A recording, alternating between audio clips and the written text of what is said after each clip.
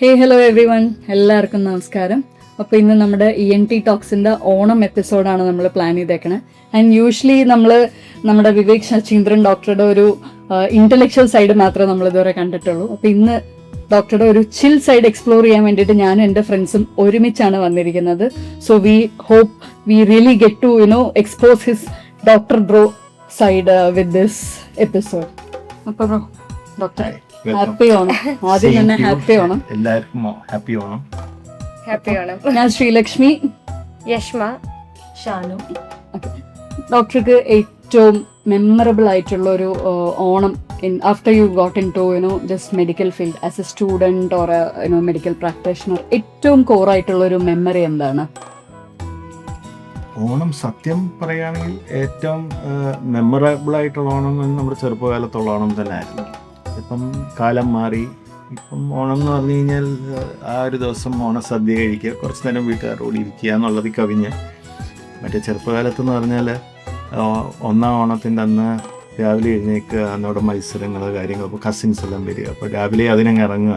പിന്നെ ഉച്ചയാകുമ്പോൾ വീട്ടിൽ വന്ന് വരിക. പിന്നെ അത് കഴിയുമ്പോൾ വൈകിട്ടാകുമ്പം അവിടെ എവിടെയെങ്കിലും ഈ അന്ന് കാലത്ത് പ്രൊജക്ടർ വെച്ച് ഫിലിം കാണിക്കും, അപ്പോൾ അതിന് പോവുക. പിന്നെ അടുത്ത ദിവസം ഈ പറഞ്ഞത് ശരിയായിട്ട് ഓണം സെലിബ്രേഷൻ, അപ്പോൾ അത് സദ്യ, പിന്നെ അത് കഴിഞ്ഞ് ഫിലിമുകൾ, അന്നത്തെ കാലത്ത് ആ ഓണ സമയത്ത് ഇറങ്ങുന്ന പടങ്ങൾ, അപ്പോൾ അതെന്തെങ്കിലും കാണാൻ വൈകിട്ട് പോകും. അപ്പോൾ അങ്ങനെ എല്ലാവരും ഒരു 2-3 ദിവസം വീട്ടിൽ നിൽക്കുന്ന ഒരു ടൈം, അതാണ് തീർച്ചയായിട്ടും നമ്മൾ ഏറ്റവും ഓർത്തിരിക്കുന്നതാണ്. പക്ഷെ ഇന്നിപ്പം അങ്ങനത്തെ ഒരു ഇതില്ലല്ലോ. എല്ലാവരും അവരുടെ വഴിക്കായി. കുറച്ച് പേരുള്ളവർ വന്ന് കാണുക, പിന്നെ സദ്യ കഴിച്ച് കിടന്ന് ഉറങ്ങുക എന്നുള്ളതാണ് ഇപ്പോഴത്തെ ഓണം. ഡോക്ടറിന്റെ ഫാമിലിനെ പറ്റിയിട്ട് ആർക്കും അത്ര അറിയില്ല എന്ന് തോന്നുന്നു. ഡോക്ടറിന്റെ ഫാമിലി, പാരന്റ്സ്, വൈഫ്.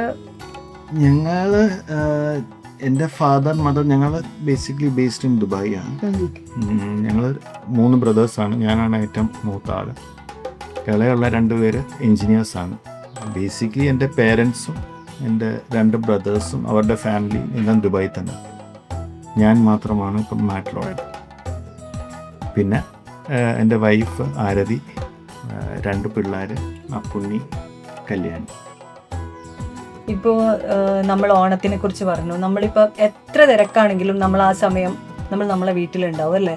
അപ്പം ഡോക്ടർക്ക് എപ്പോഴെങ്കിലും തിരക്കായിട്ട് വീട്ടുകാരുടെ കൂടെ ഓണം ആഘോഷിക്കാൻ കഴിയാതെ ഹോസ്പിറ്റലിൽ നിന്ന് ആഘോഷിക്കേണ്ടി വന്ന ഒരവസ്ഥ ഉണ്ടായിട്ടുണ്ടോ ലൈഫിൽ? നമുക്ക് ആസ് സച്ച് ഒഫീഷ്യലി ഒരു ഹോസ്പിറ്റൽ ഹോളിഡേ ആണ്. പക്ഷേ എനിക്ക് തോന്നുന്നു ഞാൻ പ്രാക്ടീസിൽ കയറുന്നത് 2007 എനിക്ക് എൻ്റെ ഒരു ഓർമ്മ വെച്ചിട്ട് അന്ന് തൊട്ട് ഇന്ന് വരെ നമ്മുടെ ഫോൺ ഒരിക്കലും ഓഫല്ല.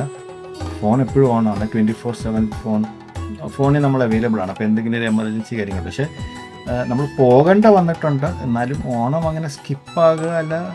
വീട്ടിൽ നാട്ടിലുള്ള സമയത്ത് നമുക്ക് സദ്യ വീട്ടുകാരുടെ കൂടെ ഇരിക്കാൻ പറ്റാത്തൊരു സിറ്റുവേഷൻ അങ്ങനെ ഇല്ല. രാവിലെ റൗണ്ട്സിന് ചിലപ്പോൾ പോകേണ്ടി വരും. അങ്ങനെയൊക്കെ കാര്യങ്ങളേ ഉള്ളൂ. പക്ഷേ യൂഷ്വലി നമുക്കത് മാനേജ് ചെയ്യാൻ പറ്റിയിട്ടുണ്ട്. ടച്ച് വുഡ്, അത് അങ്ങനെ തന്നെ പോട്ടെ. ഇപ്പോഴും ഓണം എന്നും ഫാമിലിയുടെ ഒപ്പം തന്നെ വരട്ടെ ഡോക്ടർ. നമുക്കിനി ഒരു റാപ്പിഡ് ഫയർ റൗണ്ട് ആയാലോ? ഇപ്പം ഡോക്ടർ പറഞ്ഞു ഓണത്തിന്റെ സമയത്ത് നമ്മൾ ഫുഡ് കഴിക്കും. വീട്ടിൽ വന്നിട്ട് യൂഷ്വലി ഭാര്യമാരാണ് ഫുഡ് ഉണ്ടാക്കുക. ഡോക്ടർ എപ്പോഴെങ്കിലും എന്തെങ്കിലും ഒരു ഐറ്റം ഉണ്ടാക്കിയിട്ടുണ്ടോ? സദ്യയായിട്ട് അതിനകത്തുള്ളൊരു ഐറ്റംസ് ഉണ്ടാക്കാൻ എനിക്കറിയത്തില്ല. പക്ഷെ ഞാൻ ഈ പറഞ്ഞ ഫുഡ് ആസ്വദിക്കുന്ന ഒരു വ്യക്തി, പിന്നെ എന്തെങ്കിലും സഹായം ചെയ്തു കൊടുക്കും. അല്ലാതെ എനിക്ക് പറഞ്ഞ നാടൻ വിഭവം ഓപ്പറേഷൻ വലിയ ഐഡിയ ഉള്ള കാര്യമാണ്. ശർക്കര ഉപ്പേരി ഓർ കായോർത്തത്? ശർക്കര ഉപ്പേരി രണ്ടും. അപ്പൊ ഓണസദ്യ ഓർ ബിരിയാണി? സത്യം പറഞ്ഞ ഞാൻ ഒരു ഓണസദ്യയുടെ ഒരു ഫാനേ അല്ല. എനിക്ക് ഈ പറഞ്ഞ നോണെന്നല്ല, എനിക്ക് പറഞ്ഞാൽ ഇൻ ജനറൽ ഞാൻ യൂഷ്വലി ഉച്ചയ്ക്ക് റൈസ് കഴിക്കാറില്ല. കാരണം എനിക്ക് കഴിച്ചു കഴിഞ്ഞാൽ കിടന്ന് ഉറങ്ങണം. അപ്പോൾ എന്നെ സംബന്ധിച്ചോളം ഇപ്പോൾ ബിരിയാണി ആണെങ്കിലും ഓണസദ്യ ആണെങ്കിലും കഴിക്കുകയാണെങ്കിൽ it has to be on a Saturday afternoon or a Sunday afternoon. അത് കഴിഞ്ഞ് പിന്നെ എനിക്ക് കിടന്ന് ഉറങ്ങാൻ പറ്റുന്ന വർക്കിംഗ് ഡേയ്സ് പറ്റുന്ന കാര്യമാണ്. ഇപ്പൊ ഓണം വെക്കേഷൻ ആണല്ലോ. അപ്പൊ നമ്മുടെ കുട്ടികളോട് ഇപ്പൊ ഈ ഹോളിഡേയ്സിൽ ഡോക്ടറിന്റെ ഒരു അഡ്വൈസ് എന്തായിരിക്കും? ഓണത്തിന് ഞാൻ പൊതുവെ അഡ്വൈസ് ചെയ്യാൻ പറയാം, എൻജോയ് ചെയ്യുക, ലൈഫ് അടിച്ചു പൊളിക്കുക എന്നുള്ളൊരു ചിന്താഗതിക്കാരനാണ് ഞാൻ. അപ്പോൾ പിള്ളേരുടെ അടുത്തും അതേ ഞാൻ പറഞ്ഞിട്ടുള്ളൂ. ഓണമല്ല എപ്പോഴും അത് തന്നെ നമ്മുടെ കാഴ്ചപ്പാട്. നിങ്ങളുടെയൊക്കെ കാഴ്ചപ്പാടിൽ ഓണത്തെക്കുറിച്ചുള്ളൊരു നിങ്ങളുടെ മനസ്സിലാണോ?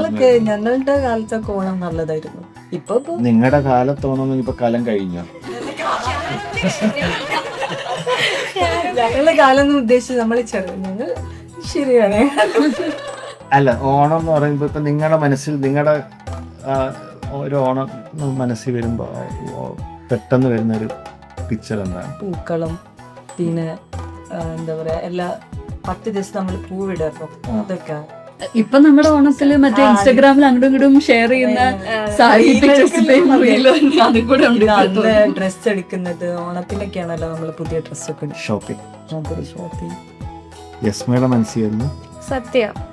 സത്യമാണ് എന്റെ മെയിൻ അട്രാക്ഷൻ. അതെ. എൻ്റെ മനസ്സിൽ നമ്മൾ തിരുവാതിരക്കളി, അതിൻ്റെ പ്രാക്ടീസ്, അതിൻ്റെ പ്രിപ്പറേഷൻസ് എനിക്കും ഭയങ്കര സ്പെഷ്യലാണ്. ഏതെങ്കിലും ഒരു കാലഘട്ടം പിക്ക് ചെയ്യാൻ പറഞ്ഞു കഴിഞ്ഞാൽ ലൈക്ക് ഏറ്റവും അടിപൊളി ഓണം എന്നല്ല, ലൈക്ക് ഏറ്റവും ക്ലോസ് ടു ഹാർട്ടായിട്ടുള്ളൊരു ഓണം, അത് ഏത് കാലഘട്ടത്തിലെ ഓണമായിരിക്കും? ഓണം എനിക്ക് തോന്നുന്നു പ്രോബ്ലി നമ്മൾ കുട്ടികളായിരിക്കുമ്പം ആ എൻജോയ് ചെയ്യുന്ന ഒരു ടൈമാണ് ഏറ്റവും ബെസ്റ്റ് ടൈം. എനിക്ക് അങ്ങനെ തോന്നിയേക്കുന്നത്. കാരണം നമ്മൾ വലുതാകും തോറും മുന്നോട്ട് തോറും നമ്മളിപ്പോൾ മനസ്സിലാക്കും ഓരോരുത്തർ അവരുടെ വഴിക്ക് പോയിരിക്കുകയാണ്.